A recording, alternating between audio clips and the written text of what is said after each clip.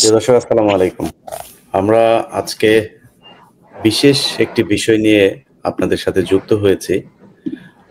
এটাকে নির্মম, নিষ্ঠুর, করুণ, বিশ্বাসঘাতকতা কি বলবো আমরা জানি না। অনুষ্ঠান শেষ হবার পরে আপনারা নিজেরা মিলিয়ে নিয়েন যে আমরা কোন দেশে বসবাস করি। এই দেশের যে রাষ্ট্রীয় ক্ষমতা, সেই রাষ্ট্রীয় ক্ষমতা আবারও এলিট শ্রেণীর হাতে জিম্মি হয়ে আছে।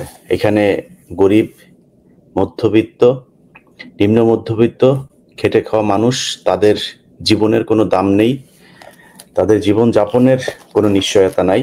এরকম একটা দেশের ভেতর আমরা বাস করছি। আপনারা সবাই জানেন যে ডক্টর ইউনূস, ডক্টর আসিফ নজরুল আর স্বরাষ্ট্র উপদেষ্টা, এরাই মূলত দেশটা চালাচ্ছে। ৩-৪ জন পুরো দেশটাকে চালাচ্ছে। তাদের যাকে যেমন ভাবে মনে হচ্ছে, যেভাবে মনে চাচ্ছে সেভাবে তারা কাজে লাগাচ্ছে। তাদের উপরের চেহারা এবং ভেতরের চেহারার কি কি পার্থক্য, সেটাই আজকের লাইভের ভেতরে আপনারা জানতে পারবেন। আমরা বেশ কয়েকজন ভুক্তভোগীকে আপনাদের সামনে আজকে হাজির করেছি। এরা, যেমনটি আপনারা আমার শিরোনামে দেখছেন, যে জুলাই আন্দোলনে আটক আবুধাবির সেই বন্দীরা এখনো জেলে, পরিবারকে সহায়তা করছে না সরকার। টোটাল সেখানে আটক হয়েছিল 213 জন। যেটুকু জানলাম যে 213 জনের ভেতরে একজন ভারতীয় নাগরিক, যিনি কিনা বাংলায় কথা বলার কারণেই তাকে বাংলাদেশি মনে করে পুলিশ নিয়ে গিয়েছিল। এই 213 জনের ভেতরে এই মুহূর্তে জেলখানায় আছে এখনো 24 জন।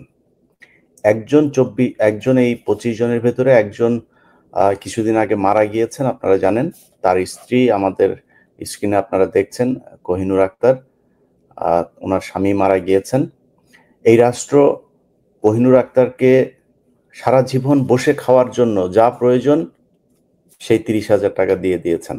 এটা দিয়ে উনি সারা জীবন ওনার 14 গোষ্ঠী বসে খেতে পারবেন। 30,000 টাকা পেয়েছেন, উনি খুশি, আমাদের আর কোনো কিছু চাওয়ার নাই। এর বাইরের এই যে 24 জন যারা জেলে আছে, তাদের পরিবারগুলোর সাথে সরকার কি আচরণ করছে, সে বিষয়গুলো নিয়েও আমরা আজকের লাইভে কথা বলবো। মিজানুর ভাই, আপনি একটু স্থির হয়ে বসতে হবে, হ্যাঁ, যে কোনো একটা জায়গায় প্লিজ। তো আমি প্রথমে কোহিনুর আপনাকে দিয়েই শুরু করি।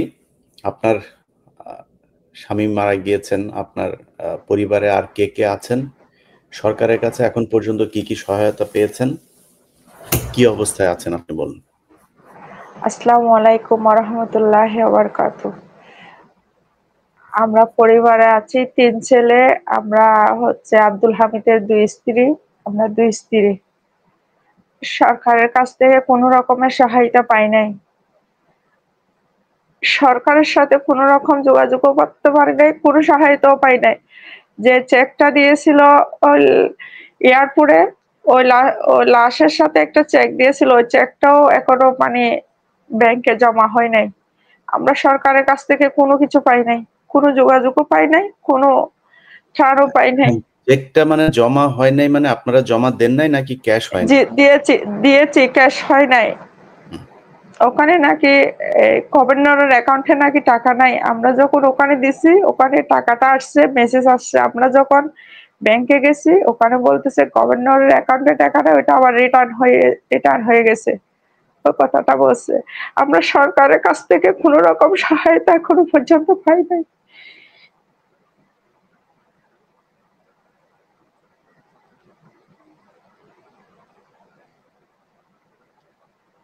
যাক, 30,000-এর ওইটাও যে ক্যাশ হয় নাই, এটা শুনে আরো ভালো লাগলো। আচ্ছা, মিজানুর ভাই, আপনার কাছে আমরা একটু জেনে আসি, এখন পর্যন্ত কি অবস্থা ওইখানে, কিভাবে আপনারা আটক হলেন, কিভাবে কি হয়েছিল, এখনো কারা জেলখানায় আছে বলুন তো একটু, বিস্তারিত আপনি একটু বলেন। আসসালামু আলাইকুম ওয়া রাহমাতুল্লাহি ভাই। আমাদেরকে ভাই, সরি, আমি একটু আপনার পরিচয়টা দিয়ে নিই। মিজানুর হচ্ছে একজন জুলাই যোদ্ধা। উনি নিজেও আটক হয়েছিলেন, পরে উনি মুক্তি পেয়েছেন। আবুধাবিতে বাংলাদেশের পক্ষে হাসিনার এই ফ্যাসিস্টের বিরুদ্ধে যারা জীবনের ঝুঁকি নিয়ে, যাদের নিরাপত্তাহীনতায় গিয়ে, তারপরে কারণ আমরা সবাই জানি যে মধ্যপ্রাচ্যে কোনো ধরনের মিটিং মিছিল এইগুলো করা যায় না, তারা সেগুলো জেনেও তারপরে দেশের জন্য এভাবে ঝাঁপিয়ে পড়েছিল। সেই মানুষগুলোর মধ্যে মিজানুর রহমান একজন। জি বলেন। জি, আসসালামু আলাইকুম ওয়া রাহমাতুল্লাহ। ইলিয়াস ভাই, আপনাকে প্রথমত অসংখ্য ধন্যবাদ আমাদেরকে সুযোগ করে দেওয়ার জন্য। যদিও বাংলাদেশ সরকার প্লাস বাংলাদেশ সরকারের বিভিন্ন মন্ত্রণালয় আমাদেরকে কোনো জায়গায় কোনো সুযোগ দেয় নাই। বৈষম্য বিরোধী আন্দোলন হলেও বাংলাদেশে আমরা কিন্তু এখনো বড় একটা বৈষম্যের শিকার। আমি এই বিষয়গুলো আপনাদের মধ্যে তুলে ধরি।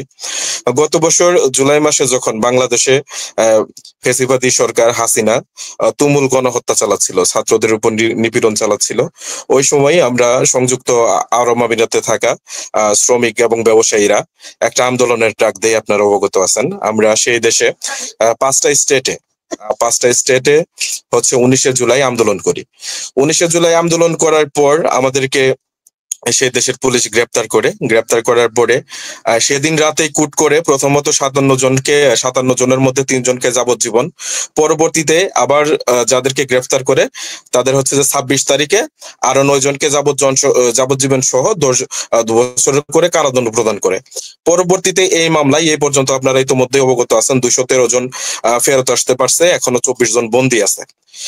তো এই 24 জন ভাই এখনো বন্দী, আর আমরা 213 জন ফেরত আসতে পারছি। আর এমতো অবস্থায় এখন আমরা 213 জন ফেরত আসছি, আমরা বারবার দাবি জানাচ্ছি আমাদের সেই 25 জন ভাই ছিল, 25 জন ভাইকে মুক্ত করার জন্য। আমরা বাংলাদেশ আমাদের কনসার্ন মিনিস্ট্রি, প্রবাসী কল্যাণ মন্ত্রণালয়, তারপর হচ্ছে যে পররাষ্ট্র মন্ত্রণালয়, এই মন্ত্রণালয়গুলোতে মানে একাধিকবার, এক বছরে ইলিয়াস ভাই কমপক্ষেও কতবার বলবো, 20-40 বার আমরা গিয়েছি, 20-40 বার গিয়েছি। আমাদের ওনাদের বাংলাদেশ এমবেসি কাজ করতেছে, এই করতেছে সেই করতেছে, শুধু এই অজুহাত গুলাই দেখাচ্ছে। চলতে থাকা অবস্থায় আপনারা অবগত আছেন যে 22শে সেপ্টেম্বর আমাদের আব্দুল হামিদ ভাই, উনি আবুধাবি আল সদর কারাগারে মৃত্যুবরণ করলো। তারপর হচ্ছে ওনাকে বাংলাদেশে লাশ নিয়ে আসা হলো। বাংলাদেশে নিয়ে আসার পরে ওনার পরিবারের দিকেও সরকারের তেমন কোনো নজর নাই।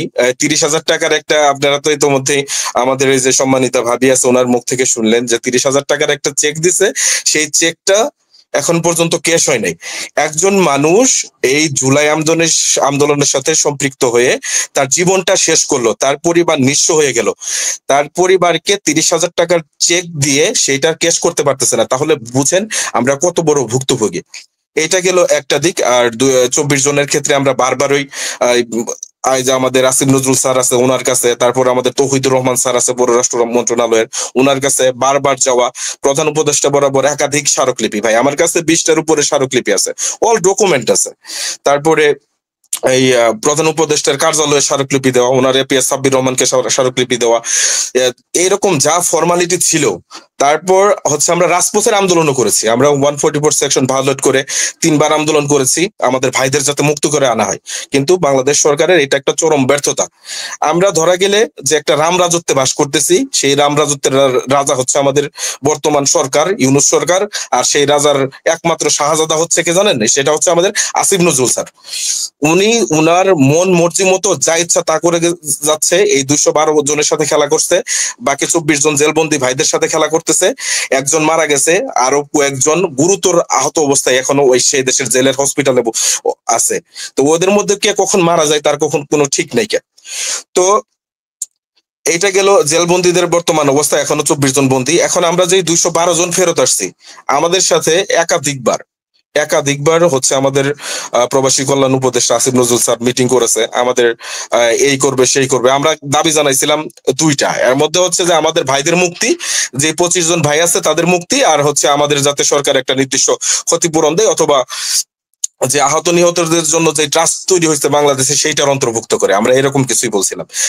আমি সহ আমার প্রতিনিধি টিম, এই সগির ভাই ছিল, তারপরে পারভেজ ভাই সহ, তারপরে আমাদের এখানে একটা 10-15 জনের একটা প্রতিনিধি টিম আছে, আমরা 10-15 বার ওনার সাথে মিটিং করছি। উনি শুধু আমাদের ওনার সচিব নিয়ামতুল্লাহ স্যার আমাদেরকে আশ্বস্তই করে গেছে, কিন্তু আমাদের জন্য এ পর্যন্ত কোনো কিছুই করতে পারেনি। এমনি উনি মানে কি বলে, এমনিতে মানে বেশিরভাগ সময় উনি এই মানে কোথায় থাকেন, কোথায় মানে কি করেন, মানে আপনাদের এটাতে সময় দিতে পারেন না, কি করেন একটু বলেন তো, জিজ্ঞেস করেন নাই যে স্যার এমনি সামনে ইলিয়াস ভাই উনার সাথে দেখা করার জন্য ধরেন 1 সপ্তাহের মধ্যে 5 দিন গেছি উনার মন্ত্রণালয়ে, 5 দিনের মধ্যে যাই একদিন দেখা পাইছি। এই 4 দিন অপেক্ষায় থাকছি যে কখন আসবে কখন আসবে কখন আসবে, নির্দিষ্ট কোনো টাইম নাই যে এই সময়টাতে আসিফ নজরুল আসবে আর ওনার সাথে আমরা মিটিং করব, আমরা দেখা করব, আমাদেরকে কোনো আমাদের জন্য কোনো কিছু একটা করবে। যদিও দেখা হয়, আমাদের কাছে একটা রেকর্ডিং আছে, আপনাকে চাইলে আমরা দিব। উনি আমাদের কাছে আল্লাহর কসম করে বলছে যে উনি নাকি আমাদের বিষয়টা মিনিস্ট্রিতে উঠাইছে যে 212 জন বাংলাদেশে ফেরত আসছে তাদের জন্য যাতে কোনো কিছু করা হয় আর বাকি 25 জনকে যাতে মুক্ত করা হয়, এটা নাকি উনি ক্যাবিনেটে উঠাইছে। কিন্তু এইটা আমাদের কাছে বাস্তবিকভাবে মনে হচ্ছে যে এটা জাস্ট উনার একটা কথাই, উনি এই আল্লাহর কসম করে উনি মিথ্যা বলছে। কারণ হচ্ছে আউটপুট রেজাল্ট কি, আমরা 212 জন আমাদের জীবন জীবিকা হারিয়ে ভাই নিঃস্ব। আমার সাথে 50 জনের মতো ব্যবসায়ী ভাই আছে যাদের কোটি কোটি টাকা সেই দেশে পড়ে আছে, যারা চাকরি হারিয়েছে, তারা জীবনে নিঃস্ব। মানুষের বেঁচে থাকার জন্য কি প্রয়োজন? জীবিকা প্রয়োজন। আমরা জীবন জীবিকা হারিয়ে নিঃস্ব। এই আমাদের সাথে এই বৈষম্যটা উনি কেন করতেছে এটা উনি জানে আর একমাত্র উপরওয়ালা জানে। আর বাংলাদেশের এইরকম এই 53-54 বছরের ইতিহাসে কখনো কি আপনারা দেখছেন যে মানে এইরকম বাইরের দেশে মানে জানবে, মানুষ জানে যে এইটাতে গেলে, এই আন্দোলনে গেলে তার ফাঁসি হবে অথবা বড় ধরনের কোনো সাজা হবে, এরকম কিন্তু বাংলাদেশের ইতিহাসে কখনো নাই। কেউ কখনো বাইরে কিন্তু আন্দোলন করে নাই। আমরাই একমাত্র বুকা, নিজেদের জীবন ভাই নিজেদের গলা নিজের হাতে কাটছি ভাই, নিজেদের ভবিষ্যৎ নষ্ট করছি, নিজেদের সবকিছু শেষ করে ফেলছি। আর আজকে সরকারের দ্বারে দ্বারে আজকে ফকিরের মতো আজকে আমার 1.5 লক্ষ টাকার চাকরি শেষ করছি, আমি আমার জীবন শেষ করছি, আমার লাইফ শেষ করছি এই আন্দোলনকে সমর্থন জানিয়ে। আজকে আসিফ নজরুলের পিছনে আমি ঘুরতেছি যে আমার জন্য একটা কিছু করেন, আমার 212 জন ভাইদের জন্য একটা কিছু করেন, বাকি 24 জন ভাই যারা বন্দী আছে তারা মারা যাওয়ার আগে ফিরে নিয়ে আসেন। সেটি করতে পারে নাই আসিফ নজরুল, করতে পারে নাই ইউনূস সরকার, করতে পারে নাই। আজকে এই গণ অভ্যুত্থানে, এই গণ অভ্যুত্থান এটা পুরোটাই ব্যর্থ গণ অভ্যুত্থান। এই অভ্যুত্থানের কোনো প্রয়োজন নাই। এই অভ্যুত্থান করে আমরা এক হাসিনাকে বিতাড়িত করলেও সব হাসিনার চাইতে খারাপ বর্তমান যারা মিনিস্ট্রিতে আছে, যারা বর্তমান উপদেষ্টাতে আছে, তারা হাসিনার চাইতেও খারাপ। তারা তাদের শো অফ করে, তারা তাদের বডি ফিগার দেখায়, ইমেজ দেখায়, মন্ত্রণালয়ে বসে বসে ইমেজ দেখায়। দেখা করতে গেলে 7 দিনে 1 দিনে দেখা করে আজকে আমাদের সাথে আমাদের লাইফ নিয়ে তারা খেলতেছে। আমার 24 জন ভাই আজকে জেলে বন্দী। কিসের অভ্যুত্থান? সবচেয়ে বড় বৈষম্যের শিকার। কেন 1 বছর পরেও আমার ভাইরা আজকে বন্দী থাকে? এটাই পুরা জাতির কাছে আমার প্রশ্ন। সগির ভাই বলেন। বিসমিল্লাহির রহমানির রহিম। আসসালামু আলাইকুম। আমি সর্বপ্রথমে কৃতজ্ঞতা এবং ধন্যবাদ জানাচ্ছি সত্যের প্রতীক, অন্যায়ের বলিষ্ঠ কণ্ঠস্বর আমাদের প্রিয় সাংবাদিক ইলিয়াস ভাইকে, আমাদেরকে ওনার গুরুত্বপূর্ণ সময় দেওয়ার জন্য। প্রিয় ভাই, আমি 3টা স্টেপ নিয়ে কথা বলবো। 1 নাম্বার হচ্ছে আমি বন্দীদের বিষয়টা নিয়ে কথা বলি। বন্দীরা যখন 25 জন বন্দী, আমরা দীর্ঘদিন ধরে, দীর্ঘ প্রায় 10 মাস ধরে আমরা প্রধান উপদেষ্টার কার্যালয় থেকে শুরু করে পররাষ্ট্র মন্ত্রণালয়, প্রবাসী কল্যাণ মন্ত্রণালয়, আমরা একাধিকবার আমরা স্মারকলিপি দিয়েছি। পররাষ্ট্র উপদেষ্টার সাথে আমরা মিটিং করেছি, আমাদের প্রবাসী কল্যাণ উপদেষ্টার সাথে মিনিমাম 15 থেকে 20 দিন আমরা মিটিং করেছি। আমরা ফেব্রুয়ারির 12 তারিখে প্রধান উপদেষ্টা মহোদয় আরব আমিরাতে সফরে গিয়েছিলেন। আমরা তার আগেও আমরা অনেকবার প্রধান উপদেষ্টার কার্যালয়ে আমরা স্মারকলিপি দিয়েছি। এখন আমরা আমাদের স্মারকলিপিটা প্রধান উপদেষ্টার কাছে বুঝতেছি কিনা আমরা কিভাবে বুঝতাম? এজন্য আমরা একটা প্ল্যান করলাম যে আমরা তো কোনোভাবেই প্রধান উপদেষ্টা পর্যন্ত আমরা টাচ করাতে পারি না। এখনো আমিরাতে ওই মামলাটার গ্রেপ্তারি প্রক্রিয়া চলমান, এখনো আমাদের 25 জন ভাই ওই দেশে বন্দী আছে। তাইলে আমরা আমাদের এই বিষয়টা কিভাবে আমরা প্রধান উপদেষ্টাকে আমরা দেব? আমরা একাধিকবার আসিফ নজরুল স্যারকে আমরা বলছি, উনি তো দিতেছে না প্রধান উপদেষ্টার কানে। উনি যদি প্রধান উপদেষ্টার কানে দিত তাহলে প্রধান উপদেষ্টার একটা ফোন কলে 188 জন প্রথম অবস্থায় 2 থেকে 3 মাসের ভিতরে মুক্তি হয়ে চলে আসছে। কিন্তু দীর্ঘদিন 6 মাস, 1 মাস, 1 বছর গত হয়ে যার আমাদের 25 জন ভাই মুক্ত হয়ে আসতেছে না। এতেই আমাদের কাছে প্রতীয়মান যে প্রধান উপদেষ্টা মহোদয়ের কাছে আমাদের এই নিউজটা যাইতেছে না। এখন আমরা কি করব? তো আমরা প্ল্যান করলাম যে আমরা ফেব্রুয়ারির 10 তারিখে আমরা যমুনার সামনে হোটেল ইন্টারকন্টিনেন্টালের সামনে আমরা একটা আন্দোলন করি। ওই দিন আমাদের যে 188 জন সহ যে বন্দী পরিবাররা সবাই ছিল, আমরা শক্তভাবে আন্দোলন করি। ওই দিন রমনা থানার ডিসি মহোদয় ওই মাসুদ স্যারের মানে মিডিয়াতে আমাদেরকে প্রধান উপদেষ্টার সাথে সাক্ষাৎ করাবেন বলে আমাদেরকে প্রধান উপদেষ্টার কার্যালয়ে 7 জনের একটা প্রতিনিধি টিম নিয়ে যান। ওইখানেও আমরা প্রতারণার শিকার হয়েছি। উনি তো প্রধান উপদেষ্টার সাথে সাক্ষাৎ করানি না, প্রধান উপদেষ্টার এপিএস সাব্বির আলম স্যারের সাথে আমাদেরকে সাক্ষাৎ করান আমাদের যে বিষয়াদি। আমাদের 25 জন ভাই ওই দেশে গ্রেপ্তার। তারপরে আমাদের এই মামলাটা এখনো গ্রেপ্তারি প্রক্রিয়া চলমান। অনেকেই দেশে আসতে গেলে অনেকেই এয়ারপোর্টে গ্রেপ্তার করছে, আবার যে ওই মিছিল দেওয়ার পরে দেশে চলে আসছে আবার আমিরা থেকে ঢুকতেছে তাদেরকে এয়ারপোর্ট থেকে গ্রেপ্তার করতেছে। এই গ্রেপ্তারি প্রক্রিয়াটা যাতে বন্ধ করা হয় এবং যাদেরকে এই পর্যন্ত গ্রেপ্তার করছে তাদেরকে যাতে মুক্তি করে নিয়ে আনা হয়, এই এই দাবিগুলো আমরা আমাদের প্রধান উপদেষ্টার মানে এপিএস সাব্বির আলম স্যারকে আমরা বলি। উনি আমাদেরকে আশ্বস্ত করছেন যে আমি নোট আকারে প্রধান উপদেষ্টা স্যারকে আমি এইটা দেব ইনশাল্লাহ আগামী 12 তারিখ, মানে 2 দিন পরে 10 ফেব্রুয়ারি আমরা আন্দোলন করেছিলাম, 12 ফেব্রুয়ারি উনি আমিরাতে গিয়েছিলেন। উনি আমিরাতে আপনাদের বন্দীদের বিষয়ে উনি কথা বলবেন এবং মামলার বিষয়ে কথা বলবেন এবং আমাদেরকে নয়নটি দেওয়া হয়েছে আজীবনের জন্য। আমরা যারাই আসছি তার আগে কেউ ঢুকতে পারবো না এবং আমাদের দাবি দাবাগুলো এটাও ছিল যাতে আমাদেরকে নয়নটিটা উড্ড করা হয়। কারণ এটা সম্বন্ধে আমরা একটা যুক্তি দিয়েছিলাম 2022 সালে পাকিস্তানের বেলায় এরকম একটা কাহিনী ঘটেছিল। ওই পাকিস্তানের তারা মানে আমিরাতে আন্দোলন করেছিল এবং প্রচুর পরিমাণ আন্দোলন করেছিল, গাড়ি ঘোড়া ভাঙচুর করেছিল। ওই তারপরে পরবর্তী সরকার আইসা তাদেরকে 600-700 লোককে গ্রেপ্তার করেছিল। এর মধ্যে পরবর্তী সরকার আইসা আপনার 150 লোককে পাকিস্তান পাঠাইছে, বাকিগুলা লোকরে ওই দেশও ছাড়াইছে, মানে আমিরাতেই মুক্তি করে দিছে। তারপরে যে 150 লোককে মানে পাকিস্তানে পাঠাইছিল ওই 150 লোকেরও পরবর্তীতে নয়নটিটা উড্ড করে নিয়ে গেছে। এখন আমাদের বক্তব্য হচ্ছে আমাদের প্রধান উপদেষ্টা মহোদয় হচ্ছে উনি একজন নোবেল বিজয়ী, উনি তো বিশ্ববরণ্য একজন নেতা। পাকিস্তানের প্রধানমন্ত্রী যদি এরকম একটা সিচুয়েশনের মধ্যে উনি এরকম একটা সমাধান করতে পারেন, আমাদের প্রধান উপদেষ্টা কোনো পারবেন না, আমাদের উপদেষ্টা তো আরো সহজ ভাবে পারবেন। আমাদের যে দাবি দাবাগুলো ছিল মানে প্রধান উপদেষ্টার একান্ত সচিব আমাদেরকে আশ্বস্ত করেছিলেন যে উনি মানে নোট আকারে দিবেন। কিন্তু দুঃখের বিষয় হচ্ছে 12 ফেব্রুয়ারি যখন আমাদের প্রধান উপদেষ্টা মহোদয় গেলেন, 13 ফেব্রুয়ারি যখন উনি প্রেস কনফারেন্স আইয়া বক্তব্য দিলেন আমাদের বন্দীদের বিষয়ে আমাদের বিষয়ে উনি কোনো কথা বলেন নাই। তারপরে আমরা এপ্রিলের 10 তারিখে আন্দোলন করলাম, জুনের 22 তারিখে আন্দোলন করলাম। যে দিনই আমরা আন্দোলন করেছি আমাদেরকে আসিফ নজরুল স্যার আমাদের সাথে সাক্ষাৎ করেছে এবং আমাদেরকে আশ্বস্ত করেছে আমি আপনাদের যত দাবি দাবাগুলো আছে, 1 নাম্বার হচ্ছে যারা জেলের ভিতরে আছে তাদেরকে মুক্তি করে আনা, 2 নাম্বার হচ্ছে আপনারা যারা এই পর্যন্ত জেল কেটে আসছেন তাদেরকে একটা ক্ষতিপূরণের আওতাভুক্ত করা, 3 নাম্বার হচ্ছে যাতে এই মামলাটার গ্রেফতারি প্রক্রিয়াটা যাতে বন্ধ করা যায় সেই ব্যবস্থা করা, 4 নাম্বার হচ্ছে যাতে আপনারা যারা আসছেন তাদেরকে যাতে নয়টিটা উড়াইয়া দেওয়া যায় এই ব্যবস্থা করা। আমি অতি শীঘ্রই প্রধান উপদেষ্টা মহোদয়ের সাথে কথা বলে এবং এমএসওদের সাথে কথা বলে আমি এটা করতেছি।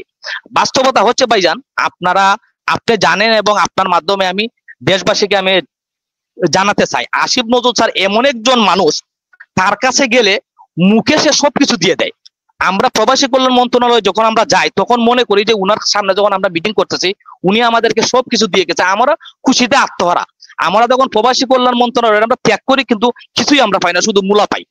আমরা আসিফ নজরুল স্যারের এই কথাটা বলছি, স্যার দেখেন দেশে যারা আন্দোলন করছে, আন্দোলন করে তারা শারীরিক ভাবে তারা পঙ্গুত্ব বরণ করছে, আহত হয়েছে, নিহত হয়েছে, কিন্তু আমরা স্যার অর্থনৈতিক ভাবে স্যার আমরা আহত হয়েছি। মানুষ দেখেন বাংলাদেশের এমন একটা শিষ্টাচার, মানুষের টাকা মরা ছেলে মরা সয় কিন্তু টাকা মরা সয় না স্যার। আমরা কোটি কোটি টাকা আমরা লস দিয়ে আসছি, আমাদেরকে সরকার একটা ক্ষতিপূরণ দিক। বাংলাদেশের 54 বছরের স্বাধীনতার ইতিহাসে এই প্রথম যে দেশের জন্য কথা বলতে গিয়ে মধ্যপ্রাচ্যের মতন জায়গা এত কঠিন দেশের আইন অমান্য করে আমরা আন্দোলন করছি। আমাদের আন্দোলনের উদ্দেশ্য ছিল যাতে বিশ্বকে আমরা জানান দিতে পারি, যাতে আমরা রেমিটেন্স বন্ধ করে এই স্বৈরাচারী খুনি হাসিনা সরকারের একটা অর্থনৈতিক চাপে আমরা পালাইতে পারি। স্যার আমরা তো নিঃস্বার্থ ভাবে করেছিলাম, আমরা জানতাম আমাদের জেল হবে, জরিমানা হবে, বরং আরো অনেক কিছু আমাদের হবে। কিন্তু এখন যেহেতু এই স্বৈরাচারী সরকার বিদায় হয়েছে, সবাই যেহেতু সুযোগ সুবিধা পাচ্ছে, যেমন যারা নিহত হচ্ছে তাদের পরিবার একটা ক্ষতিপূরণ পাচ্ছে, যারা আহত হচ্ছে সরকারি খরচে তাদেরকে চিকিৎসা করানো হইতেছে। আমাদের ব্যবসা বাণিজ্য সব হারিয়েছি, আমাদের চাকরি সব চলে গেছে, আমাদের প্রতি তো সরকার কোনো ইনভেস্ট করে নাই। মিনিমাম সরকার আমাদেরকে একটা ক্ষতিপূরণ দেখ, এগুলো উনি আমাদেরকে একাধিকবার এমন ভাবে আশ্বস্ত করছে। পরিশেষে আমরা আজ থেকে 1 মাস আগে ওনার সাথে আমরা 5 জনের প্রতিনিধি টিম মিটিং করি। উনি 5 বার আল্লাহর কসম খেয়ে বলছে যে বাবারা আমি আল্লাহর কসম খেয়ে বলতেছি, তোমরা আসার আগেও আমি কোরআন শরীফ পড়েছি, আমি তোমাদের বিষয়টা উপদেষ্টা ক্যাবিনেট আমি উঠাইছি, কোন উপদেষ্টারা তোমাদের বিষয়টা না একটু পজিটিভ সিগন্যাল দিতেছে না। আগামী ক্যাবিনেটও আমি মুক্তিযুদ্ধ উপদেষ্টার মাধ্যমে তোমাদের বিষয়টা আমি আবার উঠাবো। এবং তোমাদেরকে আসলেই তো তোমরা ক্ষতিগ্রস্ত। আমি সবার সাথে কথা বলছি, মিনিমাম 80% লোক তোমরা। বুঝি, দাঁড়ান একটু বুঝি, মানে আপনাদের এটা মুক্তিযোদ্ধা মন্ত্রণালয়ে কেন? জি ভাইজান, আমাদের এটা মুক্তিযোদ্ধা মন্ত্রণালয় হচ্ছে মুক্তিযোদ্ধার ওই জুলাই গণ অভ্যুত্থান শাখা আছে, জুলাই যারা আহত নিহতরা যারা মানে ওই ভাতা পাচ্ছে, ক্ষতিপূরণ পাচ্ছে, এই জন্য যাতে আমাদের মন্ত্রণালয় উনি করতে পারবে না, উনি খালি বুঝতে পারছি। জি যাক, ঠিক আছে, আমরা একটু আপনারা দুইজন তো জি ভাইজান, আমি একটু আরেকটু আমি করি। তারপরে আমরা পরিশেষে উনি আমাদেরকে মানে 1 মাস আগে যখন আমাদের মিটিংটা ছিল, উনি আমাদেরকে এত হার্ডলি ভাবে বলছে, এত আন্তরিকতার সাথে বলছে আমি তোমাদের জন্য একটা কিছু করবো। আমরা বলছি স্যার দেখেন, আপনারা হচ্ছেন গণ অভ্যুত্থানের সরকার, আপনারা যদি আমাদের জন্য কিছু করেন না, পরবর্তী সরকার আইসা আমাদের জন্য কিছু করবে কিনা এটা আমাদের কাছে সন্দেহজনক স্যার। আমরা এত ক্ষতি করতে, মানে আমি ভাইজান, আমি একটা কোম্পানিতে সুপারভাইজার ছিলাম, আমার 5,000 দিরহাম আমার স্যালারি ছিল, বাংলার প্রায় 1,70,000। তারপরে আমার দীর্ঘ 10 বছর ধরে আমার একটা মানে স্বপ্ন ছিল আমি ইউরোপ যাবো। মানে এটা আমাদের সিলেট, আমার হচ্ছে সিলেটের হবিগঞ্জে বাড়ি, আমাদের সিলেটেরা মানে ইউরোপের প্রতি একটা সিম্পিতি। আমার ইউরোপের সেনজেন ভিসা ছিল আমার পাসপোর্ট, কিন্তু আমি যেতে পারি নাই আন্দোলনের জন্য, আমি গ্রেপ্তার হয়েছি। আমার 1 কোটি টাকার উপরে আমার নিজেরই ক্ষতি হয়েছে। আমাদের মধ্যে একটা ভাই আছে আব্দুর রহিম ভাই, উনার 8 লক্ষ দিরহাম ফিজ হয়ে আছে অ্যাকাউন্টে। আমরা সরকারের একাধিকবার বলছি অন্ততপক্ষে উনার টাকাটা যাতে উনি ছুটাই আনতে পারে, উনার টাকাটা যাতে দেশে আনতে পারে, এইটা নিয়ে আপনারা একটা কাজ করেন। সরকার আমাদেরকে মুখ দিয়ে অনেক কিছু বলছে, কিন্তু বাস্তবে কিছুই করতেছে না। মানে আপনার মাধ্যমে আমি দেশবাসীর কাছে আমি এটাই চাইবো, যাতে আমরা একেবারে নিরুপায়, আমরা একেবারে নিরাশ হয়ে গেছি, আমাদের দেয়ালে পিঠ থেকে গেছে। আসলে আমাদের অবস্থাটা আমরা বলতে পারি না, অর্থনৈতিক ভাবে আমরা এতটা ক্রাইসিসের মধ্যে আমরা পড়েছি, ফ্যামিলির কাছেও আমরা মুখ দেখাইতে পারছি না, সমাজের কাছেও না। সমাজ যখন আমাদেরকে এখন দেখে মুখ ফিরিয়ে নেয়, এইরকম একটা পরিস্থিতির মধ্যে আমরা আছি। আমি এখন পরিশেষে আপনার মাধ্যমে এটাই বলবো যে এই বর্তমান সরকার যারা বাংলাদেশে আন্দোলন করে, যারা ক্ষতিগ্রস্ত যায়, আমাদের তো আজকে বিগত 1 বছর হয়ে গেল, আমরা অনেকবার আমি একটা সেকেন্ড আমি আপনাদের কাছে মানে ক্ষমা চাই। আপনারা না খালি যারা এখনো জেলে আছেন, যারা জেল থেকে বেরিয়েছেন, আপনাদের সবার কাছে আমি হাত জোর করে ক্ষমা চাই যে আমি বিষয়টা এতদিন পরে জানলাম। আমাকে কালকেই মানে আপনাদের বাংলাদেশ সময় আজকে সকালেই ওই যে সুমন ভাই আমাকে বললো যে ভাই এই ব্যাপার, এটা আমি ভাই সত্যি কথা, আমি মানুষ হিসাবে আমার দুর্বলতা ক্ষমা করবেন।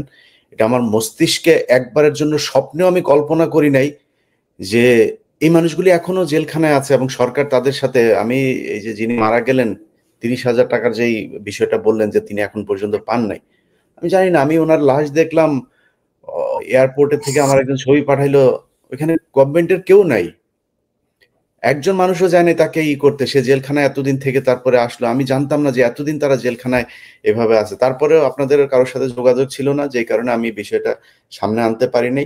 আমরা আসলে খুব দুর্বল, আমাদের কোনো পাওয়ার নাই এখন। সব ডক্টর আসিফ নজরুল এবং ইউনুস সহ তার আশপাশে যারা আছে তারা হচ্ছে গিয়ে এই যে ইউনুসের বান্ধবী টান্ধবী নারী যোদ্ধাদেরকে নিয়ে দেশ স্বাধীন করছে। আমরা কিছু করি না, আমাদের কোনো অবদান নাই, যে এখন আমরা খুব দুর্বল অবস্থায় আছি মুরব্বী। এই জন্য কিছু করতে পারবো কিনা জানি না, বাট দেশের মানুষকে জানায় রাখলাম যে যেই মানুষগুলো জীবনের ঝুঁকি নিয়ে, তাদের এই যে বললো যে আর্থিক ক্ষতি, কারণ আমি আমার কথা বলি, এখন যদি আমাকে এখান থেকে হঠাৎ করে আমার ধরে নিয়ে তারপরে পাঠায় দিল, ভাই আমার অ্যাকাউন্টে টাকা থাকবে, আমার এখানে অনেক জিনিসপত্র, একটা মানুষকে হুট করে এভাবে যদি পাঠায় দেয়, তার অনেক সমস্যার মধ্যে পড়বে সে। আর মিডল ইস্টে যারা থাকে তাদের তো আর কারি টাকাও ইনকাম করে না সবাই। সো তাদের আমি মনে করি যে একদম জীবন শেষ করে দিচ্ছেন তাদের এই সিদ্ধান্তের মাধ্যমে। পুরো পরিবারের কাছে সে এখন মানে একটা কি বলবো যে মানে কোনো অপ্রয়োজনীয় একটা জিনিসে রূপান্তরিত হয়েছে। তো এই জিনিসগুলো পরেও তারা আন্দোলন দেশের জন্য করছিল, তাদেরকে সরকার যেটা দিচ্ছে সেটা আমরা সবাই খুবই হ্যাপি, দেশবাসী আমার বিশ্বাস যে হ্যাপি হবে। এটা জানানোর জন্য আজকের এই বিষয়টা করা। আপনি বলেন এবার। আচ্ছা, আমি বলার, এই ছেলের মা এই বাচ্চা জেলে পড়ার কারণে এখন পর্যন্ত মরণাপন্ন অবস্থায়। আমি কি করব, বাচ্চা এখানে জেলে, এখন না টাকা পয়সাও নাই, বারবার দেখায় যাইতেও যে চট্টগ্রাম যেতে হচ্ছে। এই বাচ্চারে এখান থেকে টাকা পর্যন্ত দিতে লাগছে। ওই যে জেলে যে কার্ড বানাইছে তারা, এই কার্ডে এখান থেকে আমরা টাকা না দিলে উনি কথা বলতে পারে না, সপ্তাহে একদিন কথা বলে, তো আমরা এখান থেকে টাকা দিতে হয়, টাকা না দিলে খেয়ে দিবে, বাচ্চা কথা বলবে, এখানে কার্ড কিনতে হবে, কথা বললে কার্ড কিনতে হবে, কার্ডে অনেক দাম। এই মনে করুন 300 দিরহাম 200 দিরহাম করে করে মাসে মাসে দিচ্ছি, এখন নিজে খাওয়ার মতো কোনো সারা নাই। এই অবস্থায় বাচ্চা জেলখানায় খান্দাখানি ছাড়া আর কিচ্ছু নাই আমাদের। আমরা এই যে সরকারে এত কিছু করলাম, সরকারে আমাদের দুঃখ দুর্দশা এগুলা বুঝতে চাইলো না। আমরা কোন দেশে বাস করি তা জানি না, আল্লাহ জানে। হয়তো আপনার মাধ্যমে আপনি জিনিসটা হয়তো তুলে ধরবেন, ইনশাল্লাহ তুলে ধরলে হয়তো আমাদের কোন উপকারে আসতে পারে। এই যে একটা ভাই জেলে মারা গেল, এই জেলে মারা গেল, আমরা মারা যাওয়ার অনেক কয়েকদিন পরেই আমরা জানছি। তারা খবরটা পর্যন্ত একটা লোক যে যারা মারা গেছে সাথে সাথে খবরটাও আমাদেরকে দিলে পারতো, আমরা অনেক পরে খবর পেয়েছি এটা। আচ্ছা যাই হোক, এটা আসছে এখন পর্যন্ত সরকারে কেন আমাদের সাথে এইভাবে যে ইয়ে করতেছেন।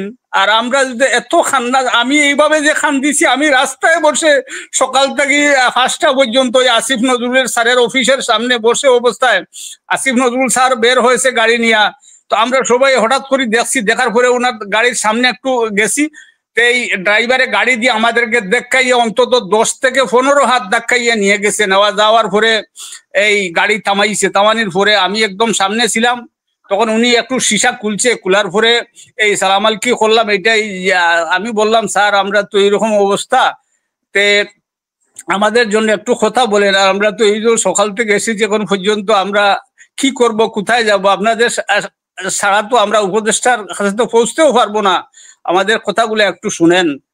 উনি একবার সীসা বন্ধ করে একবার খুলে, একবার সীসা বন্ধ করে একবার খুলে। আমি বললাম লাস্টে এই কথা, স্যার আপনি তো আসতে আল্লাহ ইয়ে করছে, আপনি অফিসে বসছেন, এই আজ কয়েক মাস আগে, এই কয়েক মাস আগে আপনি এইভাবে রাস্তায় ছিলেন, আমাদের মতো রাস্তায় ছিলেন, আপনি ভুলে গেছেন রাস্তায় ছিলেন, কিন্তু আজকে আমরা রাস্তায় রয়ে গেলাম, আপনি এই সিঁড়িতে বাইয়া এখন এসির রুমে বসতেছেন, আমরা কথাগুলা শুনতেছেন না।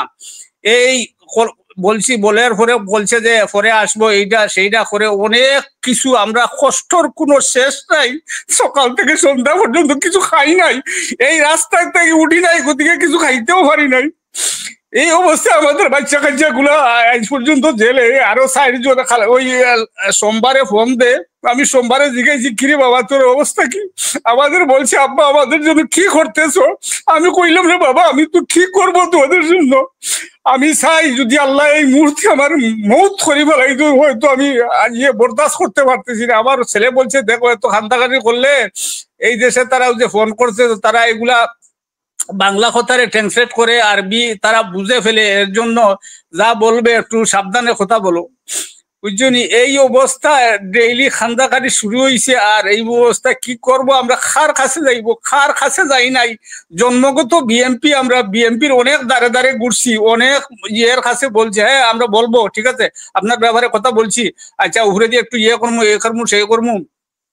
এই জামাতে ইসলামের অফিসে ঢাকায় আমাদের প্রতিনিধি দল গেছেন, এই ডাক্তার শফিকুর রহমান উনার সাথে গেছেন। আমরা ওইখান থেকে মৌলভীবাজার আমাদের বাড়ির পাশে, আমি গেছি 2 দিন করি উনার বাড়িতে, যাওয়ার পরে একদিন দেখা হয়, একদিন দেখা হয় নাই। উনারে হাতে ধরি বলছি বাবারে আমাদের এইরকম অবস্থা, আপনারা একটু যদি সরকারের সাথে আপনারা আমাদের সাথে যদি একটু কথা বলেন তাহলে হয়তো আমাদের বাচ্চা কাচ্চা গুলা এখান থেকে বের হয়ে আসতে পারবো।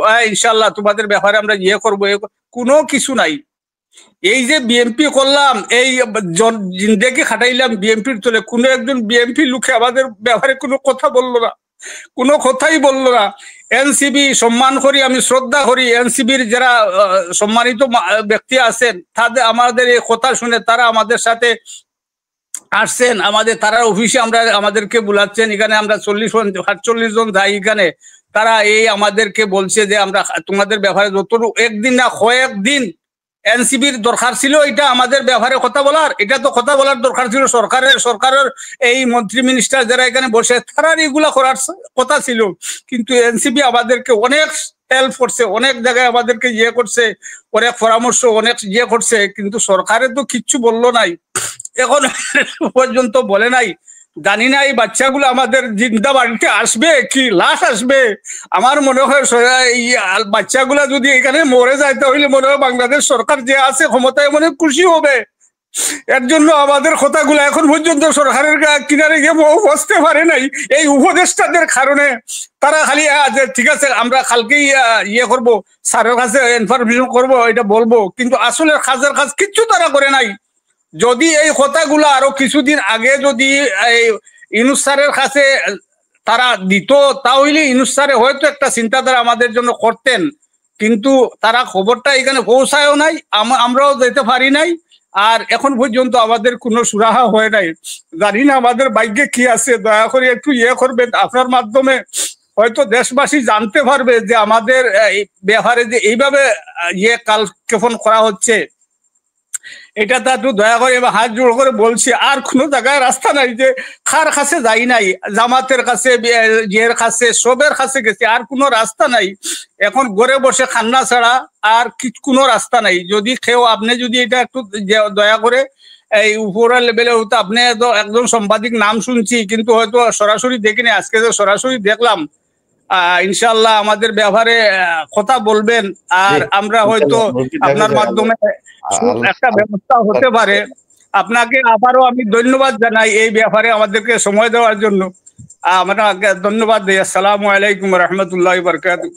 আসসালাম। সুমন ভাই, আমরা অনেক দিকের আলোচনা শুনলাম, আপনার কাছে যেটা জানতে চাই যে পররাষ্ট্র মন্ত্রণালয়ের ওইখানে ইয়ে আছে, তারপরে প্রবাসী মন্ত্রণালয়ের যেসব উইং গুলো আছে সেখানে কাজ করে, মানে আমি আবুধাবির কথা বলছি, সেখানে তাদের কাছে কোনো সহায়তা আপনারা পান নাই বা তাদেরকে জানান নাই বিষয়গুলো, তারা কি করে? আসসালামু আলাইকুম। প্রথমে ধন্যবাদ আপনাকে সবাইকে সুযোগ করে দেওয়ার জন্য, কথাগুলো কষ্টের কথাগুলো তুলে ধরতে পারতেছি আপনার মাধ্যমে। এখানে আসলে এক ফেসিটকে আমরা আন্দোলন করি, সেই আন্দোলনের সবচেয়ে ভূমিকা আপনার কম না। আপনি আরো যারা যারা আছেন, বিশেষ করে প্রবাসে যারা আছে, সবাই অত্যন্ত পরিশ্রম যেভাবে করেছে, মিডিয়াতে যেভাবে কাজ করেছেন আপনারা, সে সাথে আর্থিকভাবেও বাংলাদেশের প্রত্যেকটি জেলায় জেলায় ওয়ার্ডে ওয়ার্ডে পর্যন্ত আর্থিকভাবে সহযোগিতা করে এই আন্দোলনকে সফল করেছে। আমি মনে করতেছি এক ফেসিট চলে গেলে আমার মনে হয় আরেক ফেসিট এর মধ্যে বসার জন্য পায়তারা করতেছে। ওইখানে সবাই কাজ করবে বলতেছে, কেউ কিন্তু কাজ করতেছে না। আপনি যদি এম্বাসিতে যান, আবুধাবির যে এম্বাসি আছে, এম্বাসি একই কথা বলবে, আমরা চেষ্টা করতেছি, আমরা সরকারকে চিঠি দিচ্ছি, আমরা সরকারকে করতেছি। আপনি এই রুম আর এই পাশের রুম আর এই রুমে যদি চিঠি দিতে চান, মানে অত মুখে বলতে পারতেছেন, আমি আর আপনি যে এরকম পাশাপাশি রুমে বসে আছি, বলতেছি লেস ভাই আমার এটা লাগবে বা এটাই করে দেন, এই জিনিসটা বলতে হলো ম্যাক্সিমাম 3 মাস কি হয়ে আসতে হবে, মানে ঘুরিয়ে আসতে হবে, এই পর্যায়ে এখন পৌঁছে গেছে। দ্বিতীয়ত হচ্ছে যে এখন সরকারের যেখানে যান না কেন সব জায়গাতে ব্যর্থতা। আমাদের কূটনীতিক ভাবে এই মুহূর্তে যদি এই যে চলমান যে মামলাটা আছে আমাদের, এই মামলাটা যদি বন্ধ করা না হয়, যারা যারা আন্দোলন করেছে সবাইকে গ্রেফতার করা হবে। যারা যারা আন্দোলনের ভিডিও ফুটেজ গুলো নিজস্ব ফেসবুক আইডিতে, ইউটিউব আইডিতে শেয়ার দিয়েছে বা প্রচারণা করেছে, তাদেরকেও গ্রেফতার করা হবে। এখন যারা অ্যারেস্ট হচ্ছে তাদেরকে অ্যারেস্ট কিভাবে করা হচ্ছে? তারা অনেকে আছে যে ছুটিতে বাড়িতে আসছে, বা দেশে থেকে যাওয়ার সময় এয়ারপোর্টে তাকে ওই আপনার আই টেস্টের মাধ্যমে তাকে গ্রেফতার করা হচ্ছে ওই আন্দোলন, ওই মামলার তে। তারপরে অনেকে আছে দেশে আসতেছে, ওর খোঁজ খবর নাই, দেশে হুট করে দেশে আসতেছে, আসার সময় দেখতেছে কি ওই মামলায় তাকে গ্রেফতার দেখানো হচ্ছে। অনেকে আছে বিসে একামা শেষ, বিসা শেষ হইলে ওকে বিসে লাগাতে যেতে হবে, যেতে গেলে ওইখানে কি ওকে ডাকতেছে, তোমার কাজ আছে একটু আসো, আসলে ওইখান থেকে কি তাকে ধরে নিয়ে যাচ্ছে। তবে 24 জন আমাদের লিস্ট জগৎ এখন 24 জন জিয়াল আছে, কিন্তু সিআইডি হেফাজতে কতজন আছে সেটা আমরা জানি না। কিন্তু সরকার থেকে যদি জোরালো ভাবে কোনো ভূমিকা যদি না রাখে, কোনো ভূমিকা না নেয়, তাহলে আমি মনে করি আমাদের এই ভাইদেরকে ছুটানো সম্ভব হবে না। হয়তো আমার মনে হচ্ছে যেহেতু ওদেরকে কোর্টে তোলানো হয়েছে, হয়তো আমাদের মতো যাবজ্জীবন বা 10 বছর এরকম করে সাজা দিয়ে দিছে। আর এম্বাসির কথা তো বলিল, আপনার এম্বাসি যারা আছে সব তো আওয়ামী লীগের দূষর, এখনো তো নতুন করে আছে বলে আমার মনে হয় না। যেমন বিএম জামান যে জড়িত দুবাই এম্বাসির কনসেলার ছিল, ওকে এই সরকার আপনার পদোন্নতি করে আফ্রিকাতে কি অ্যাম্বাসেডর বানিয়ে ওকে পাঠানো হয়েছে, পরবর্তী কি করছে সেটা জানি না। তো এইরকম একটি দেশ। আর সবাই আমাদেরকে বলতেছে, মুখে বলতেছে, কাজের বেলায় কিছু করতেছে না। আমার মুরব্বী একটা কথা বলেছে এই অন্যান্য দলের ব্যাপারে, আমরা জামাতের কাছেও গিয়েছি, বিএনপির কাছে গিয়েছি, সবাই আশ্বাস দেয় এই করবে সেই করবে, নাম ঠিকানা লেখি নিয়ে পরবর্তী কোনো কাজ করে না। আমি একজন যুব দলের কর্মী, বিএনপির কর্মী, কিন্তু কিছু হয় নাই। আমার যাবজ্জীবন কেন দিয়েছে? আমার যাবজ্জীবন দেওয়ার কারণ হচ্ছে যে আমি ওই দেশে আন্দোলন করি নাই, আমি 20 বছর ধরে বিদেশে ওই সংযুক্ত আরব আমিরাতে বসবাস করতেছি, আমি ওই দেশের আইন সম্পর্কে কিছুটা হলো অবগত আছি। আমাকে আপনার যাবজ্জীবন দেওয়ার কারণ হচ্ছে যে ফেসিট হাসিনের 200 এম্বাসিতে লিস্ট পাঠানো হয়েছে, বিশেষ করে ওই যে আরফাত রহমান যিনি তথ্য উপদেষ্টা ছিল, ও আমাদেরকে জঙ্গি ট্যাগ দিয়েছে, ওই ওর কারণে আমাকে বেশি এই আপনার কি দেওয়া হয়েছে, মানে ওরা বলতেছে আমরা জঙ্গি কাজ কারবার করতেছি, জঙ্গির সাথে জড়িত, জঙ্গির সাথে আমরা সম্পৃক্ত, আমরা যে আর্থিকভাবে যে আন্দোলনে সহযোগিতা করেছি এগুলো আমরা জঙ্গিদেরকে মানে আর্থিক গুলা সহযোগিতা দিয়েছি। আপনার যেদিন আমি 18 তারিখ কি 17 তারিখ আপনার লাইভে যুক্ত ছিলাম, ওই দিন রাত্রে আপনার লাইভে কথা বলছিলাম, পরের দিন সকালে আমাকে ওই সংযুক্ত আরব আমিরাতের আবুধাবি থেকে আমাকে থানা থেকে ফোন করে বলে তুমি একটু থানায় আসো। থানায় গেছি, যাওয়ার পর আমাকে জিজ্ঞাসাবাদ শুরু করছে, 3 দিন 3 রাত জিজ্ঞাসাবাদ করেছিল। করার পর আমাকে অ্যারেস্ট করে আটক করা হয়, পরবর্তী কোর্টে তোলা হয়। তোলার পরে কোনো আপিল টাপিল কিছু করার সুযোগ নাই, আমাদেরকে এই যাবজ্জীবন দিয়ে দেয়, বাকিদেরকে 10 বছর দিয়েছে আমার ভাইরা বলছিল। কিন্তু এখন কার কাছে যাব, কোথায় যাব আমি বুঝতেছি না। হাসিনে কি ফেসিক, হাসিনা থেকে আমার মনে হচ্ছে যারা এখন উপদেষ্টারা আছে ওরা আরো বড় ফেসিক, বর্তমানে ওরা বড় ফেসিক। আমি আপনার মাধ্যমে বলতে চাচ্ছি ভবিষ্যতে যারা ক্ষমতায় আসবে, যে দলই আসুক না কেন, সেটা বিএনপি হোক, অন্য দল হোক, সর্বদলীয় হোক, আমাদের মতো ওদের মতো যদি ওরা করে, ওরাও আমার মনে হয় বেশি দিন টিকতে পারবে না, সেটা যে দল হোক। আমার দল হলে আমার দল, কারণ জনগণের সরকার জনগণের জন্য কাজ করতে হবে, জনগণের জন্য যদি কাজ করতে না পারে ওই সরকার আমি মনে করি টিকতে পারবে না। তানিয়া আমিন, আপনার স্বামী জেলে নাকি? আসসালামু আলাইকুম সম্মানিত ভাইরা, প্রথমে ধন্যবাদ জানাই সাংবাদিক ইলিয়াস ভাই আপনাকে, যে আমাদেরকে নিয়ে এত সংকটপূর্ণ সময়ে এই আমাদের এই পরিস্থিতিতে আমাদের এত সুন্দর একটা আয়োজন করার জন্য, বা আমাদেরকে একটু সুযোগ সুবিধা করে দেওয়ার জন্য, যে আপনাদের সাথে আমাদের মনের ভাবটা আপনাদের সাথে একটু প্রকাশ করতে পারি। আমি হচ্ছি জুলাই যোদ্ধা শহীদুল আমিনের স্ত্রী, বোয়ালখালী থেকে, চট্টগ্রাম বোয়ালখালী থেকে তানিয়া আমিন। উনি এখনো আটক, তাই তো? জি, উনি এখনো আজকে 1 বছর 4 দিন হলো, উনি এখনো পর্যন্ত আবুধাবি আল সদর কারাগারে এখনো পর্যন্ত বন্দী। উনি 24 অক্টোবর রাত 3:30 উনি আবুধাবি ইন্টারন্যাশনাল এয়ারপোর্ট থেকে উনি গ্রেফতার হন। জি, এখন কি অবস্থা, মানে আপনার স্বামীকে ছাড়ানোর জন্য আপনি কি করেছেন, কোথায় কারাগারে আপনি সহায়তা করতে সরকারের কাছ থেকে সহায়তা পাচ্ছেন কিনা, কি চান সরকারের কাছে? স্যার, আমি তো বিগত 1 বছর ধরে অনেক জায়গায় দৌড়াইছি, যেহেতু আপনারা ভালো করে জানেন যে 24 জুলাই মানে গণঅভ্যুত্থানে যারা ছিলেন আরব আমিরাতে, দলীয় ভাবে যদি বলতে চাই তাহলে বিএনপি, জামায়াত বলেন, আওয়ামী লীগের বিপক্ষ হচ্ছে বিএনপি, জামায়াত ইসলাম। তো এটা বহুকাল ধরে চলতেছে, সংঘর্ষটা বহুকাল ধরে চলতেছে। এটা পূর্ব প্রজন্মে ছিল, কিন্তু এমন কখনো হয় নাই যে আরব আমিরাতের মতো জায়গাতে এটা নিয়ে কখনো আন্দোলন হয়েছে, বা আপনার আওয়ামী লীগের বিপক্ষে গিয়ে কখনো আন্দোলন করা হয়েছে। কিন্তু যখন আমাদের 24 জুলাই যখন এখানে আপনার ইন্টারনেট অফ করে দেওয়া হয়, আমাদের ভাই বোনদের উপরে নির্যাতন করা হয়, আমাদের মানুষগুলা যখন আরব আমিরাতে বসে যখন আমাদের খোঁজ খবর পাচ্ছিল না ইন্টারনেট অফ করে দেওয়ার কারণে, তখন ওনারা একটু হতাশাগ্রস্ত হয়ে গিয়ে ওনারা রাস্তায় নামেন, রাজপথে নামেন, ওনাদের ফ্যামিলির সাপোর্টে বা ওনাদের ফ্যামিলির খোঁজ খবরের জন্য, আমাদের ভাই বোন যাদের উপর অত্যাচার হচ্ছে তাদেরকে মনোবল বা সাহস দেওয়ার জন্য এটার প্রতিবাদে কিন্তু আরব আমিরাতের মতো জায়গাতে বা ওনাদের দেশের বিপক্ষে কিন্তু নামে না, বা ওনাদের দেশকে ক্ষতিগ্রস্ত করবে এরকম মন মানসিকতাকে নিয়ে কিন্তু ওনারা নামেন নাই। ওনারা নামছে জাস্ট আন্তরিকতা থেকে, দেশপ্রেম থেকে ওনারা কিন্তু রাজপথে নামছিলেন বা একটা শান্তিপূর্ণ আন্দোলন করছিলেন। এখানে আপনার আন্দোলন সেটা করলেন, এখন আপনার স্বামীর মুক্তির ব্যাপারে আপনি সরকারের এখন আমি তো বিগত 1 বছর ধরে অনেক জায়গায় দৌড়াইছি, আপনার প্রবাসী কল্যাণ মন্ত্রণালয়ে, পররাষ্ট্র মন্ত্রণালয়ে, মুক্তিযুদ্ধ উপদেষ্টার কাছে, প্রত্যেক জনের কাছে গেছি, আসিফ নজরুল স্যারের কাছে গেছি, তৌহিদুর রহমান স্যারের কাছে গেছি, উপদেষ্টা আসিফ মাহমুদ সজীব ভুঁইয়ার কাছে গেছি, কিন্তু ওনার নাগাল পাইনি। আপনারা যদি খোঁজ খবর নিয়ে যদি জানেন তাহলে আপনার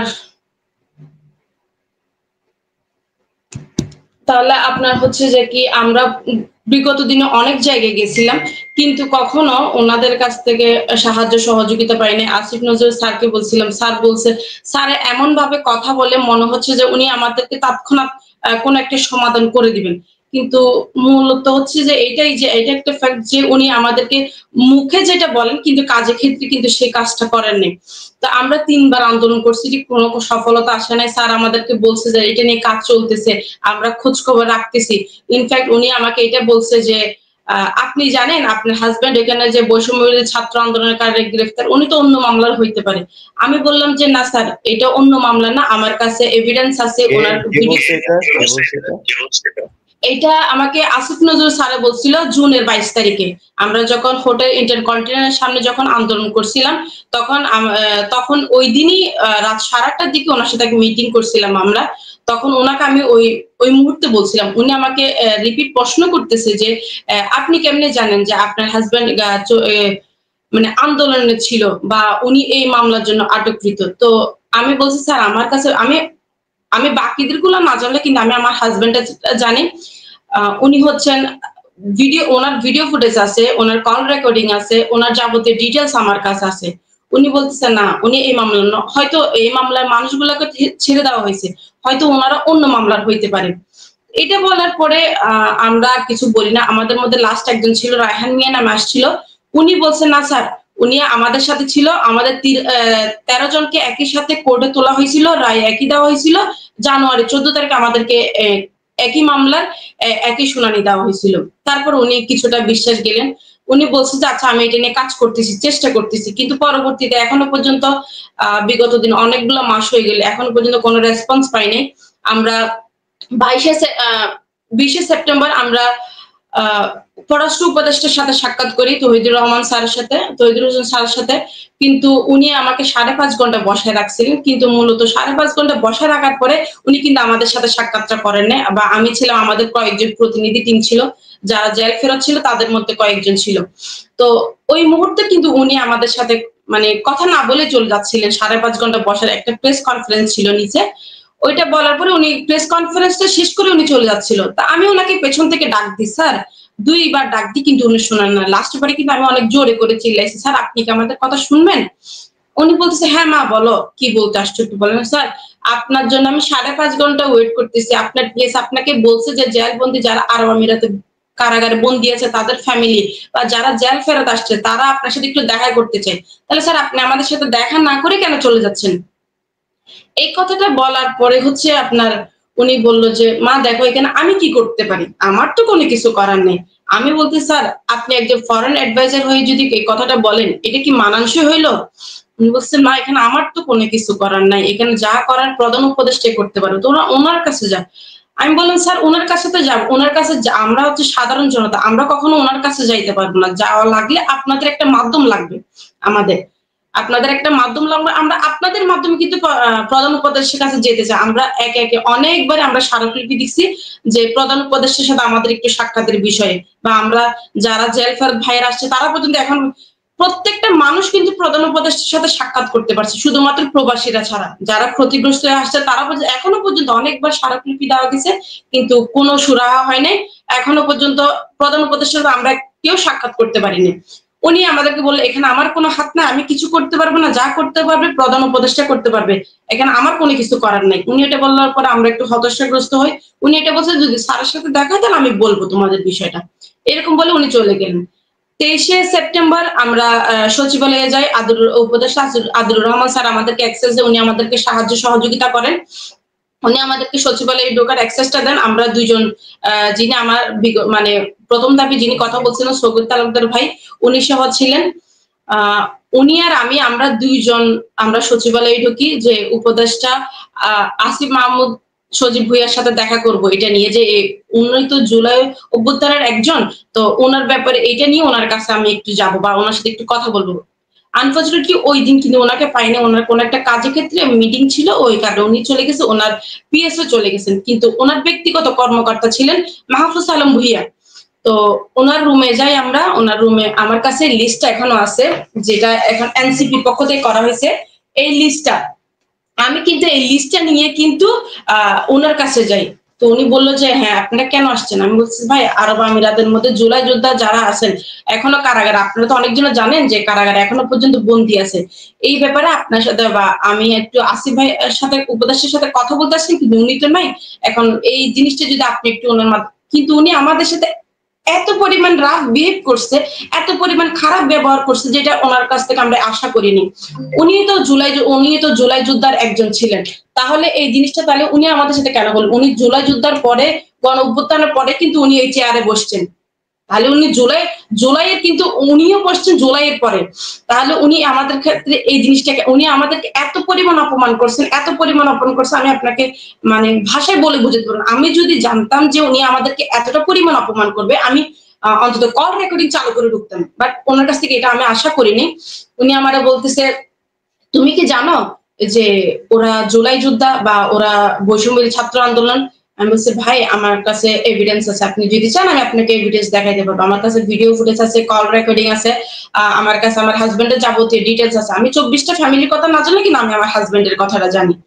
তো এই কথাটা বলার পরে উনি বলছে না, এইটার পরে যদি আমরা যদি খোঁজ খবর নেওয়ার পরে যদি জানতে পারি যে এটা এখানে অন্য কোনো মামলার মানুষ আছে, আমি কিন্তু আপনাকে ইনস্ট্যান্ট কিন্তু অ্যারেস্ট করাবো, আপনি বাংলাদেশে যে কোনো জায়গায় থাকেন না কেন আমি আপনাকে অ্যারেস্ট করাবো। আমি বলছি ভাই এখানে আপনি আমাকে অ্যারেস্ট করানোর মতো কি পাইলেন? বা আমাদের সগীর তালুকদার যিনি আছেন, যিনি প্রথম ধাপে কথা বলছিলেন, ওনাকে পর্যন্ত অ্যারেস্ট করাবে।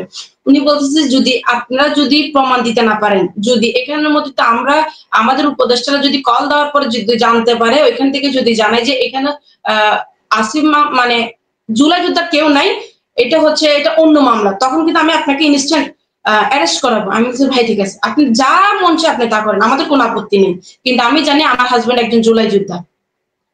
তো এটা বলার পরে উনি আমাকে আমাদের মানে একটা সাদা পেপারে একটা সিগনেচার নিছে যে আপনি এখানে সিগনেচার করে যাবেন, সিগনেচার করা ছাড়া এখান থেকে যাইতে পারবেন না।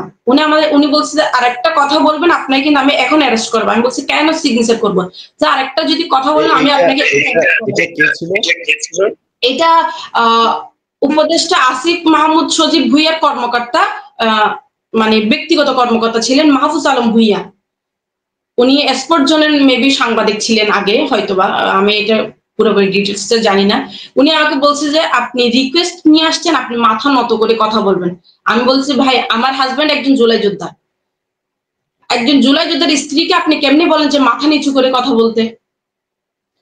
বলছে আপনারা রিকোয়েস্ট নিয়ে আসছেন, রিকোয়েস্টের মতো কথা বলেন। আমি বলছি আমি এমন কোনো অপরাধ করিনি, আমার হাজবেন্ড এমন কোনো অপরাধ করেনি যে আমার মাথা নিচু করে আপনাদের সাথে কথা বলতে হবে। আর আমি আপনাকে এতটা ক্লিয়ারিফিকেশন কেন দিব? আমি কিন্তু এই লিস্টটা কিন্তু এনসিপি তে করা হয়েছে, এটা প্রধান উপদেষ্টার কাছে অলরেডি আছে। আমরা চাই যে আমার মানে ভাই এই জিনিসটা আরেকটু রিপিট করুক, আবার আরেকটুবার বলুক স্যারকে, এই কারণে ভাইয়ের কাছে আমাদের আশা, নয়তো অন্য কোনো কিছু নিয়ে।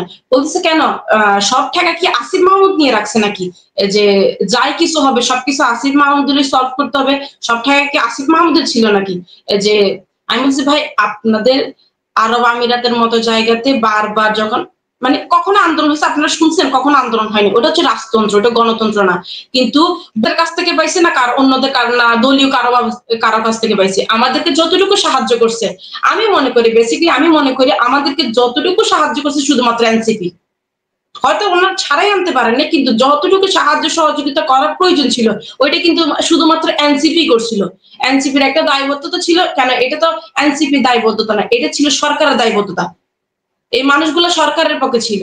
আজকে সরকার বসছে শুধুমাত্র জুলাই অভ্যুত্থানের পরেই। তাহলে আমাদেরকে শুধুমাত্র একটা বছর প্রমাণ করতে লাগছে যে এই মানুষগুলা জুলাই আন্দোলনের না। আমি আজকে লাইভের মধ্যে বলতে চাই, যদি উনি যদি লাইভটা দেখে থাকেন আমি ওনাকে বলতে চাই, মাহফুজ আলম ভুইয়াকে, ভাই আপনি যে আমাকে বলছিলেন যে আমার হাজবেন্ড একজন জুলাই যোদ্ধা না, আমি আপনাকে প্রমাণ সহ দিলাম, দেখেন যে ওনারা একজন আব্দুল হামিদ মারা গিয়ে কিন্তু প্রমাণ করে দিছে যে ওনারা জুলাই যোদ্ধা। বাংলাদেশ দূতাবাস থেকে কিন্তু এটা কনফার্মেশন করে দিছে। আপনার কি এখনো পর্যন্ত আর কোনো প্রমাণ চাই?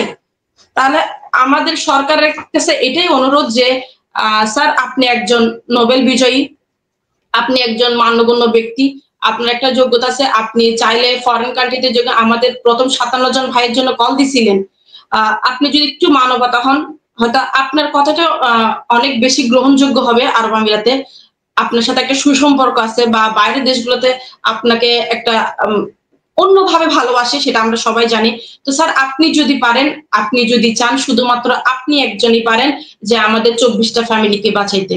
আপনি যদি চান আমাদের 24টা ফ্যামিলি আব্দুল হামিদের মতো লাশ হয়ে ফিরে না আসুক, এটা পুরোটাই হচ্ছে সম্পূর্ণ হচ্ছে আপনার উপরে। আপনি যদি চান আমাদের 24টা ফ্যামিলিকে আপনি বাঁচাইতে পারেন, আপনি যদি চান আবার আমাদের 24টা ফ্যামিলিকে কিন্তু মারতেও পারেন।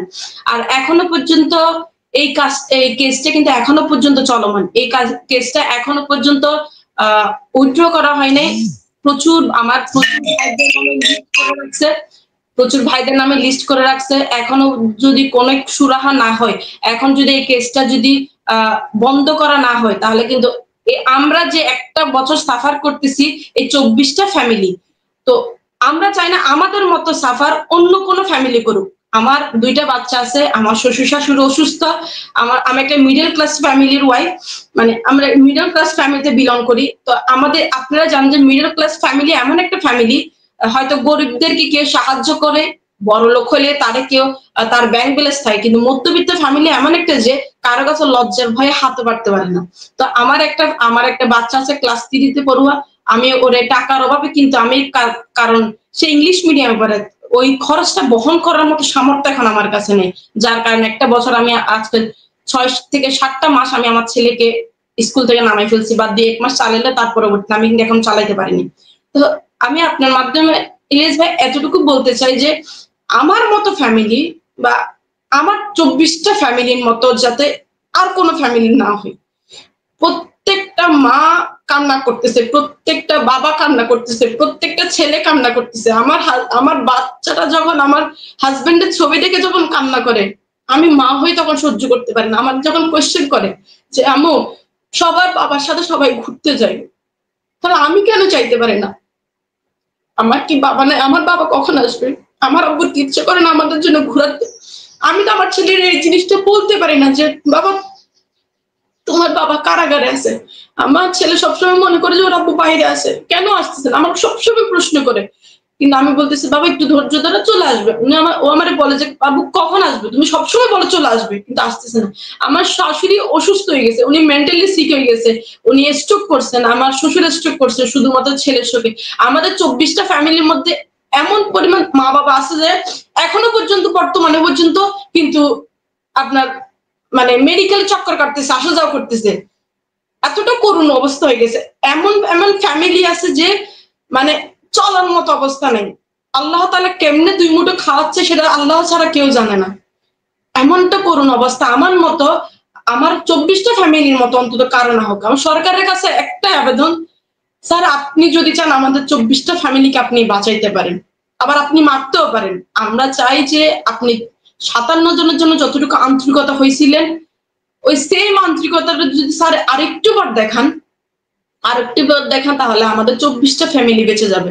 আর আমার ভাইয়েরা যারা ক্ষতিগ্রস্ত হয়ে আসছে, যে আমার ভাই 212 জন যে ভাইগুলো আসছে, তারা কোটি কোটি টাকা লস করে আসছে। আমরা চাই তাদের একটা ক্ষতিপূরণ হোক, আমাদের অতি দ্রুত ওনাদেরকে সাধারণ ক্ষমাই হোক বা প্রধান উপদেষ্টা কলের মাধ্যমে হোক, এই জিনিসটা ওনারা করুক। অলরেডি আমরা একটা নিউজ পাইছি যে প্রধান উপদেষ্টা চিঠি দিয়ে বলছে, কিন্তু এটা কতটুকু সত্য বা কতটুকু মিথ্যা সেটা আমরা এখনো পর্যন্ত জানি না, সেটা আমাদের কাছে এখনো পর্যন্ত ধোঁয়াশা। ওই জিনিসটা আমরা চাই যে ওনারা যখন গতকালকে আমার হাজবেন্ড কল দিছে, উনি আমারে বলতেছে যে তোমরা কি করতেছো, আমাদের জন্য কি এখনো পর্যন্ত কোনো কিছু করতেছো না? আব্দুল হামিদ মারা গেছে, কিন্তু এখানে আরো 4টা মানুষ প্রচুর পরিমাণ সুস্থ। উনি আমারে বলতেছে যে আব্দুল হামিদ তো মারা গেছে, তোমরা লাশ একটা দেশে নিছো, আরো 4টা লাশের জন্য তোমরা প্রস্তুত থাকো, পারলে আমাদেরকে মাফ করে দিও। এই কথাটা যখন বলতেছে মনে হচ্ছে ভিতরের রুটা কেউ ধরে একটু টেনে নিয়ে চলে যাচ্ছে।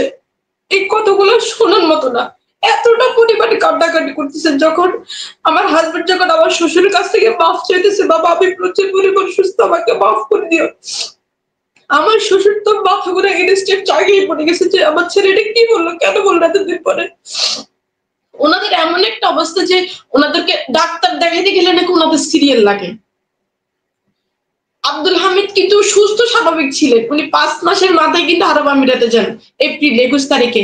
ওনাকে কিন্তু আবুধাবি ইন্টারন্যাশনাল এয়ারপোর্ট থেকে যাওয়ার পথে কিন্তু ওনাকে গ্রেফতার করা হয়। তাহলে উনি যখন গেছিলেন তখন কিন্তু সুস্থ স্বাভাবিক ছিলেন। তাহলে উনি কেন হার্ট অ্যাটাক করছেন? কিসের কারণে হার্ট অ্যাটাক করছেন?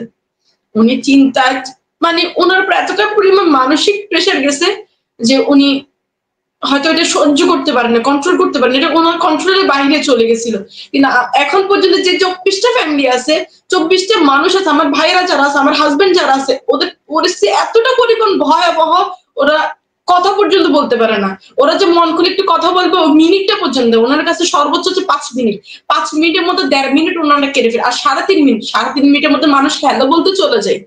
3.5 মিনিটের মধ্যে মানুষ কি কথা বলে? ওনারা এত পরিমাণ কান্নাকাটি করে। আব্দুল হামিদ ভাইকে আমরা চাই ওনার ফ্যামিলি, উনি ছাড়া কেউ নাই।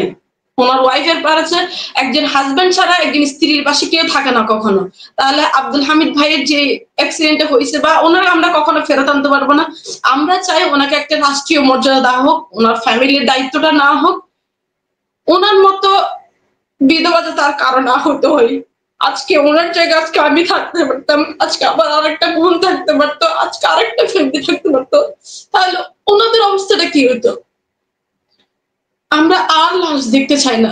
লাশ প্রচুর দেখছি, আমরা আর লাশ দেখতে চাই না। আর লাশ দেখার মতো সক্ষমতাটুকু আমাদের মধ্যে নেই, মনোবলটুকু আমাদের মধ্যে নেই। আমাদের মনোবল যতটুকু ছিল ততটুকুই চলে গেছে। কারণ আজকে একটা বছর আমরা দৌড়াচ্ছি, প্রত্যেকটা মানুষের কাছে গেছি, শুধু ঠোকর খাইছি, কিন্তু এখনো পর্যন্ত আজকে একটা বছর ওনারা বলতেছে তোমরা স্বাধীনতা চাইছো, স্বাধীনতা পাইছো, আর কি চাও? তাহলে আমরা কি স্বাধীনতা পাইলাম? এখনো পর্যন্ত স্বাধীনতা পাই না। মনে হচ্ছে দ্বিতীয়বার দেশ স্বাধীন হয়েছে, কিন্তু প্রবাসীরা এখনো পর্যন্ত স্বাধীন পাইনি, স্বাধীন হয় নাই, স্বাধীনতা পাই নাই। তাহলে সবচেয়ে 24শে জুলাই সবচেয়ে বড় অবদান ছিল প্রবাসীদের। ওনারা রেমিডেন্স শাটডাউন করছেন। তাহলে ওনারা রেমিডেন্স শাটডাউন করার ওনারা কিন্তু নাও নামতে পারতো আন্দোলনে, কিন্তু ওনারা কিন্তু দেশ কারণে ওনারা ধন্যবাদ।